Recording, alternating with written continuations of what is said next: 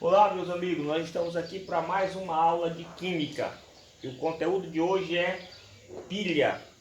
A pilha é um dispositivo que ela, digamos assim, gera energia elétrica por meio de reações químicas.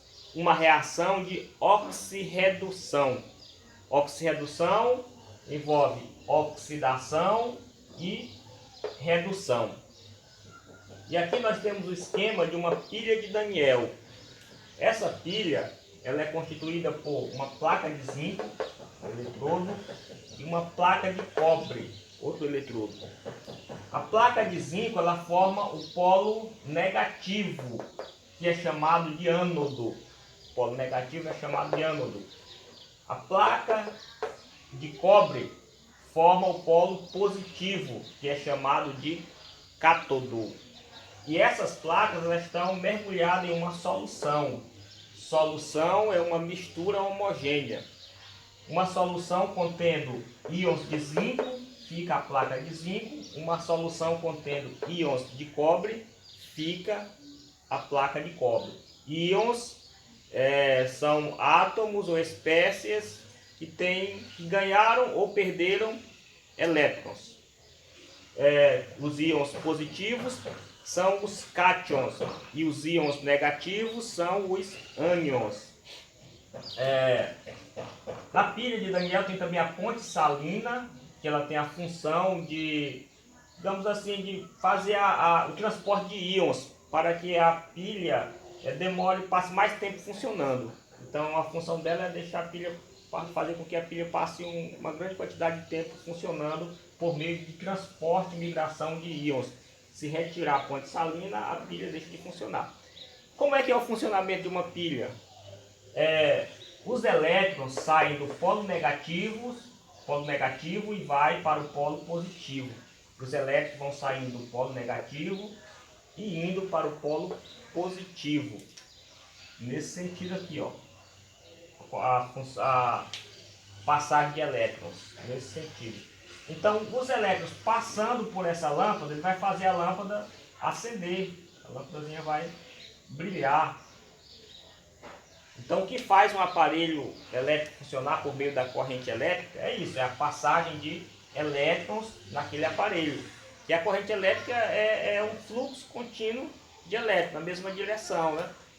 E quando eles passam, eles fazem o aparelho funcionar. Se aqui fosse um relógio, uma calculadora, seria da mesma forma, ele iria funcionar pela passagem de elétrons. Então, no polo negativo, que é o ânodo, ocorre a oxidação. A oxidação é a perda de elétrons. No polo positivo, que é o cátodo, ocorre a redução, que ele ganha elétrons. Redução é ganhar elétrons.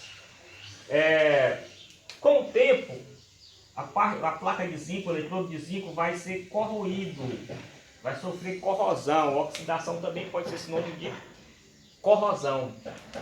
E em contrapartida, a placa de cobre vai aumentar de tamanho. Então o funcionamento de uma pilha é assim. A placa de zinco diminui, é corroída, e a placa de cobre aumenta de tamanho. E aqui estão as equações que representam isso. Oxidação, quem oxida? O zinco. Oxidar é perder elétron. Então tá aqui, o zinco neutro se transforma em um íon, que é um cátion, perdendo 2 elétrons. Aqui, ó, o íon cobre ganha 2 elétrons e se transforma em íon, 2 elétrons se transforma em íon, aliás, em cobre metálico, o cobre neutro. Essa é a reação de oxidação e essa daqui é a reação de redução. E a gente soma isso aqui tudo para dar a reação global da pilha.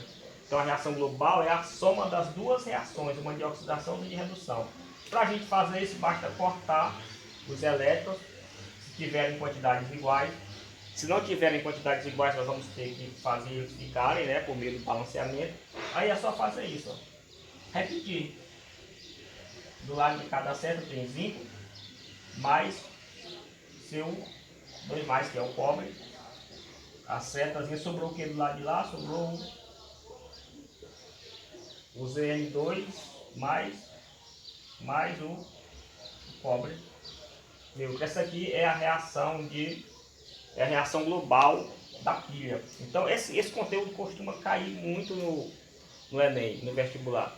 Eu aconselho que vocês procurem, digamos assim, se aprofundar nesse conteúdo, porque ele está sempre presente. Pode olhar todos os Enem que já aconteceram, aí desde a fundação do Enem para cá, que a grande maioria deles, se não todos, tem conteúdo envolvendo pilha, envolvendo oxidação, redução.